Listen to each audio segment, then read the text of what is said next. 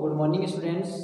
आज अपन कक्षा 10 से एसएसटी के कुछ महत्वपूर्ण प्रश्नों का अध्ययन करने जा रहे हैं, जो मैं बनवारी लाल सेवदा जो अब वार्षिक परीक्षा के कुछ महत्वपूर्ण प्रश्नों पर अपन चर्चा करने जा रहे हैं। जिसमें पहला प्रश्न है, जोहड़ राज्य किन क्षेत्रों में, यानी एक जोहड़ है, एक नाम है किस राज्य में, यानी जो राज्य है उस राज्य के किन क्षेत्रों में, एक क्षेत्र का नाम पूछा है जिसमें वर्षा के जल का संग्रहण, यानी कि वो अपने एक ऐसे क्षेत्र का नाम बताना है जहां पर यानी कि जोहड़ नामक एक ऐसी जल का जो संग्रहण किया जाता है, कौन से क्षेत्र के अंतर्गत किया जाता है। जो अपना एक शेखावाटी क्षेत्र है उसके अंतर्गत जोहड़ यानी कि पानी को या जल को एकत्रित करने के लिए जो बनाया गया है जोहड़, वह अपने शेखावाटी क्षेत्र के अंतर्गत बनाया गया है। तो आपको प्रश्न पूछ सकता है कि शेखावाटी के किन क्षेत्रों में वर्षा जल का संग्रहण किन में किया जाता है, तो जोहड़ में। या दूसरा प्रश्न ऐसे पूछ सकते हैं कि जोहड़ राज्य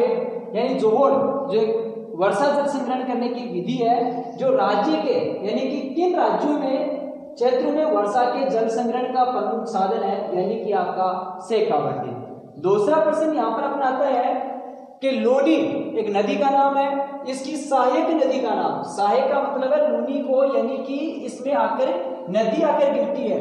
लोनी की सहायक नदी का नाम, यानी कि लोनी की दूसरी सहायक नदी का नाम बताना है, जो नदी का नाम है जमाई नदी, यानी जमाई कैसी नदी है, जो लोनी की सहायक नदी है।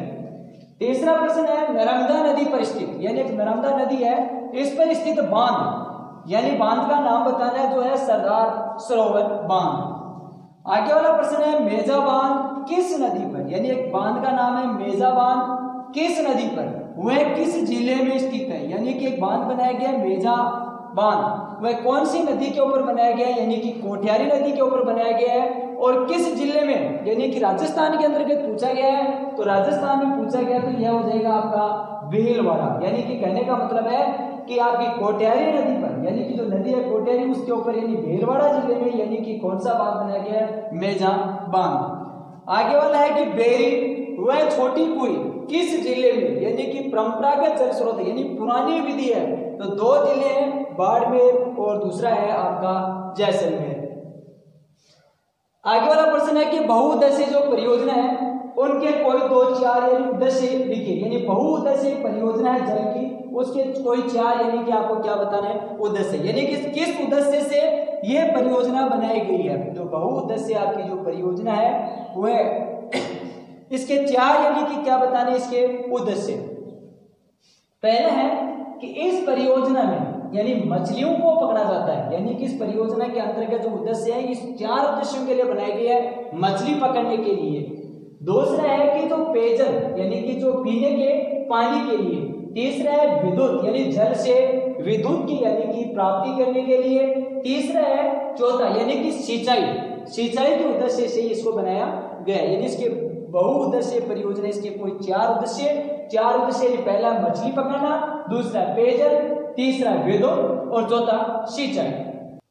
आगे वाला प्रश्न है, जल स्वावलंबन, एक ये आपकी जो जल स्वावलंबन है इसके उद्देश्य से केंद्र सरकार व राज्य सरकार दोनों के यानी कि कौन कौन से कार्यक्रम चलाए जा रहे हैं, यानी कि जो आपका जल स्वावलंबन है, जल स्वावलंबन का यानी कि अर्थ है कि जल को यानी कि जल का जो अपना स्तर है उसको ऊपर उठाना, और जितने भी पुराने बांध है उसको यानी कि पुराने तरीके से थे उसको नए तरीके से सर्जन करना।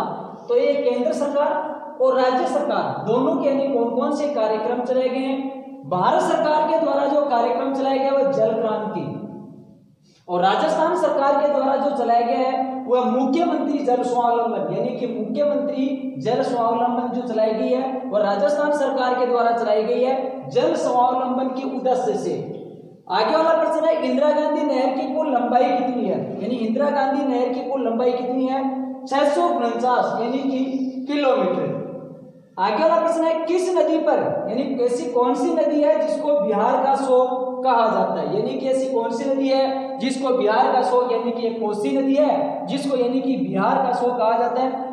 इसमें आगे एक प्रश्न और बन रहा है कि उड़ीसा को कौन सी नदी का शोक कहा जाता है, यानी कि आपको महानदी, यानी उड़ीसा का पूछा जाए तो आपका महानदी, बिहार का पूछा जाए तो आपकी कौन सी कोसी नदी। 10वां प्रश्न है जल स्वावलंबन की आवश्यकता क्यों पड़ी, यानी कि जल स्वावलंबन आपने ऊपर अपन देखा है कि जल स्वावलंबन यानी केंद्र सरकार और राज्य सरकार दोनों के द्वारा चलाई गई योजना है। तो जल स्वावलंबन की आवश्यकता क्यों पड़ी, तो जल जो अपना जल है, जो अपना पानी है या जल है, उसके स्तर को क्या करना, ऊपर उठाना, यानी कि पानी की क्या हो रही है कमी, उस स्तर को क्या करना, ऊपर उठाना। और पुराने जितने भी जल स्रोत हैं उसकी जो दुर्दशा हो रही है, जो खराब हो रहे हैं, उनकी दशा को क्या करना, सुधारना। आगे वाला प्रश्न है बैराज क्या है। बैराज का अर्थ होता है कि नदी होती है, जो बांध होते हैं वहां पर बनाया जाता है जिसका जल सिर्फ सिंचाई के लिए निकाला जाता है, जो नहरों के रूप में, यानी बैराज का अर्थ होता है कि जो जल होता है अपना वह सिंचाई के लिए निकाला जाता है, और किसके द्वारा निकाला जाता है, नहरों के द्वारा, उसको कहा जाता है बैराज। आगे वाला प्रश्न है चांद बावली कहां पर स्थित है, यानी चांद जो आपकी बावली है वह राजस्थान के यानी कि दौसा जिले में आभानेरी एक स्थान है, वहां पर स्थित है चांद बावली। 13वां प्रश्न है इंदिरा गांधी नहर परियोजना का उद्गम, वह इसका यानी कि नाम जब बदला गया, पहले इसका दूसरा नाम था, इसका नाम बदलकर क्या किया गया है, तो इंदिरा गांधी नहर है, इसका आरंभिक स्थान है, यहाँ से कहां से शुरू होती है, यानी इसका आरंभिक नाम, यानी कि सबसे पहले इसका नाम था राजस्थान नहर। या प्रश्न पर यही पूछा गया कि इंदिरा गांधी नहर परियोजना का नाम बदलकर, नाम पहले नाम था इसका राजस्थान नहर, इस परियोजना 2 नवंबर 1984 इसको नाम बदल दिया गया, यानी 2 नवंबर 1984 तक इसका नाम क्या था, इंदिरा गांधी नहर परियोजना से पहले, यानी क्या 2 नवंबर 1984 से पहले इसका नाम क्या था, राजस्थान नहर। फिर इसका उद्गम कहां से होता है, यानी पंजाब अपना राज्य है, उसके हरिके बैराज, वहां से इसका क्या होता है, उद्गम किसका होता है, इंदिरा गांधी नहर परियोजना का। यह राजस्थान की क्या कहा जाती है, जीवन रेखा। राजस्थान की जीवन रेखा क्यों कहा जाती है, इसलिए कहा जाती है क्योंकि राजस्थान में जितना अपना मरुस्थल का क्षेत्र था, उस मरुस्थल के प्रसार को यानी कि हरियाली के रूप में इसको बदलना इसका प्रमुख उद्देश्य था। दूसरा इसका उद्देश्य था कि पेयजल की क्या करना, आपूर्ति। IGNP कई बार पूछ देता है कि इसका पूरा नाम इंदिरा गांधी नहर परियोजना, इसका प्रारूप यानी इंदिरा गांधी नहर परियोजना का प्रारूप किसने तैयार किया, बीकानेर का एक अपना महाराजा था शाहजहां, उसी ने क्या किया, इसका यानी कि प्रारूप तैयार किया गया। फिर इसका प्रारूप तैयार होने के बाद में इसका प्रतिवेदन किसने किया, यानी कि कंवर सेन ने, इसका यानी कि सर्वप्रथम अपना जो प्रतिवेदन किया वो कंवर सेन ने किया। हाँ आगे, भारतीय कृषि को कितने भागों के अंतर्गत बांटा गया है, यानी यहाँ प्रश्न है कि भारतीय कृषि को कितने भागों के अंतर्गत यानी कि बांटा गया है। तो भारतीय कृषि यहाँ पर प्रश्न ऐसे पूछ सकते हैं कि भारतीय कृषि को ऋतुओं के अनुसार कितने भागों में बांटा गया है, तो 3 भागों के अंतर्गत इसको बांटा गया है, खरीफ की फसल, रबी की फसल और जायद की फसल। यहाँ पर ऐसे पूछ सकता है कि जायद की फसलों के कौन कौन से नाम है, यानी कि जायद की फसल के अंतर्गत कौन कौन सी फसलों को शामिल किया जाता है। तो इसके अंतर्गत अपन कह सकते हैं तरबूज, जिसके अंतर्गत यानी कि अपन कह सकते हैं यानी कि सब्जी का उत्पादन, ये जायद की फसल के अंतर्गत आते हैं। आगे वाला प्रश्न है चावल की कितनी फसल, यानी कि भारत के अंतर्गत जो चावल है उस चावल की कितने फसल है जिनको यानी की जाती है। तो भारत के अंतर्गत जो चावल की जो किस्म है वह 3 प्रकार की है भारत में, ओस, अमन और बोरो। यहाँ एक प्रश्न और पूछ सकते हैं कि ओस, अमन और बोरो कौन सी पर्सी या कौन सी कृषि की यानी कि किस्म है, तो ये चावल की है। आगे वाला प्रश्न है कपास उत्पादन के राज्यों के नाम बताइए, यानी आपने जो कपास का उत्पादन किया जाता है कौन कौन से राज्यों के अंतर्गत उत्पादन किया जाता है। तो इसके अंतर्गत है गुजरात और अपना महाराष्ट्र, यानी कि जो कपास का उत्पादन किया जाता है वह गुजरात में किया जाता है और दूसरे राज्य का नाम है महाराष्ट्र। आगे वाला प्रश्न है भारत में कृषि विकास हेतु सुझाव, यानी अपनी जो भारत की जो कृषि है उस कृषि के विकास यानी कि कृषि को आगे बढ़ाने के लिए कौन कौन से यानी कि अपन क्या करते हैं सुझाव, यानी कि अपन कृषि की जो समस्या आ रही है कौन सी समस्या, जो समस्याओं को यानी कि दूर किया जा सकता है। पहला है सिंचाई सुविधाओं का विस्तार, अगर अपन अपनी कृषि के अंतर्गत सिंचाई की सुविधाओं का अगर विस्तार करें, उसको आगे बढ़ाए तो अपनी कृषि में यानी उत्पादन ज्यादा हो सकता है। दूसरा है आधुनिक यंत्रों का प्रयोग, यानी कि कृषि के अंतर्गत ज्यादा से ज्यादा यंत्रों का और आधुनिक यंत्रों का अगर प्रयोग करेंगे तो अपने कृषि में क्या होगा, विस्तार। इसके अलावा और भी अपन बता सकते हैं कि कीटनाशक दवाइयों का यानी कि विस्तार किया जाए या अच्छे बीजों का यानी उत्पादन किया जाए। आगे वाला प्रश्न है कि अपने भारतीय जो कृषि है उस कृषि कृषि में अर्थव्यवस्था का क्या योगदान है, यानी कि अपने अर्थव्यवस्था का मतलब है कि लोगों को इससे क्या लाभ हुए।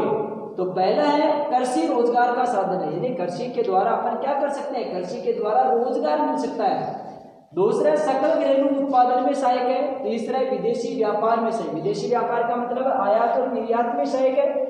चौथा उद्योगों के लिए कच्चे माल की आपूर्ति, यानी उद्योगों के लिए अगर अपन बात करते हैं उद्योग, अपने उद्योगों के लिए कच्चे माल की आपूर्ति कैसे। यहाँ पर एक प्रश्न पूछ सकता है कि पशु पर आधारित किन्हीं उद्योगों के नाम, कृषि पर आधारित किन्हीं दो उद्योगों के नाम। अगर कृषि पर पूछे जैसे सूती वस्त्र उद्योग है, जैसे आपका यानी कि तेल उद्योग है, तो यानी ये कहने का मतलब क्या, ये उद्योगों के अंतर्गत क्या मिलता है, जैसे गन्ना है, कपास है, तो ये उद्योगों के लिए क्या है, कच्चा माल।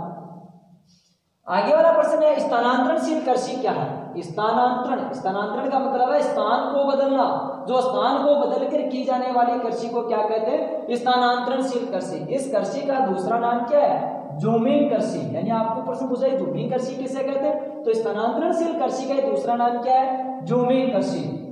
जो जंगलों को जलाकर, यानी कि अपने जंगल होते हैं यानी खेत होते हैं खाली, उस खेत खाली को क्या करते हैं, यानी कि जलाकर उसमें जितनी वनस्पति होती है, उसमें घास फूस होता है, उसको जला दिया जाता है। जलाकर उस स्थान पर क्या की जाती है, कृषि की जाती है। जो जमीन खाली होती है उस जमीन पर क्या करते हैं, उसको अनाज को यानी कि क्या करते हैं, उपजाऊपन बनाया जाता है। अर्थात उस जमीन के यानी अनुपजाऊ हो जाता है तो दूसरे स्थान पर क्या कर लेते हैं, कृषि करते हैं। यानी स्थानांतरणशील कृषि का मतलब है कि जब जो वन है, पेड़ पौधे हैं, घास फूस है, उनको क्या किया जाता है, जलाया जाता है। जलाने के बाद में जो वनस्पति होती है वह उसको राख होती है, वह खाद के रूप में कार्य करती है। जब उस कृषि का अनुपजाऊ हो जाता है, जब पहले जो कृषि करते हैं अनुपजाऊ हो जाती है, तो उसको दूसरे स्थान पर यानी कि वही प्रक्रिया अपनाकर यानी दूसरे स्थान पर कृषि करते हैं, उस कृषि को कहते हैं स्थानांतरणशील कृषि। आगे वाला प्रश्न है भारत में सर्वाधिक यानी कि बाजरा, यानी कि अपन बाजरे की बात करते हैं कि भारत में सर्वाधिक बाजरा का उत्पादन कौन से राज्य के अंतर्गत होता है। तो अपन बात करते हैं कि भारत की, तो राजस्थान एक ऐसा है जिसके अंतर्गत बाजरे का सर्वाधिक क्या होता है, उत्पादन। आगे वाला है कि भारतीय कृषि की समस्याएं, यानी भारत के अंतर्गत अपन कृषि करते हैं उस कृषि के अंतर्गत कौन कौन सी समस्या आती है। पहला है मानसून पर निर्भर, अपनी जो कृषि है जैसे अपन बाजरा बोते हैं या अन्य कई फसल होते हैं जो क्या करते हैं मानसून यानी मौसम के ऊपर अपनी कृषि क्या है, निर्भर है। दूसरा क्या, उत्पादन कम, यानी उत्पादन कम का मतलब है कि जमीन अपनी ज्यादा होती है और उसमें अनाज का उत्पादन क्या होता है, कम। तो आगे वाली है प्रति एकड़ उत्पादन कम, यानी बीघा के पीछे यानी कि अपना उत्पादन क्या होता है, कम होता है। और चौथा भी अपन इसमें लिख सकते हैं कि लोगों को यानी कि क्या करते हैं, सारे के सारे जो किसान है वह यानी किस पर निर्भर है, अपने कृषि के ऊपर क्या है, निर्भर। आगे वाला प्रश्न है भारत के आधुनिक यानी सूती वस्त्र उद्योग की शुरुआत कब हुई, यानी भारत के अंतर्गत जो सूती वस्त्र है इसकी उद्योग की यानी कि शुरुआत कब हुई। तो सन 1818 के अंतर्गत हुई है कि भारत में जो आधुनिक जो सूती वस्त्र है जो उद्योग है वह कहां पर हुई है, यानी कि सन 1818 में। आगे वाला प्रश्न है एशिया, ये एक महाद्वीप का नाम है, एशिया का सबसे बड़ा लोहा इस्पात केंद्र कौन सा है, यानी कि एशिया महाद्वीप के अंतर्गत सबसे बड़ा जो लोहा इस्पात है वह यानी कि केंद्र कौन सा है। इसके अंतर्गत कहेंगे बोकारो, जो अपने भारत में कौन से राज्य में, झारखंड राज्य के अंतर्गत है, यानी कि बोकारो है झारखंड राज्य के अंतर्गत है। एशिया महाद्वीप का यानी कि सबसे बड़ा लोहा इस्पात क्या है, केंद्र। आगे वाला प्रश्न है किस उद्योग को, यानी ऐसा कौन सा उद्योग है जिस उद्योगों को यानी कि जननी कहा जाता है।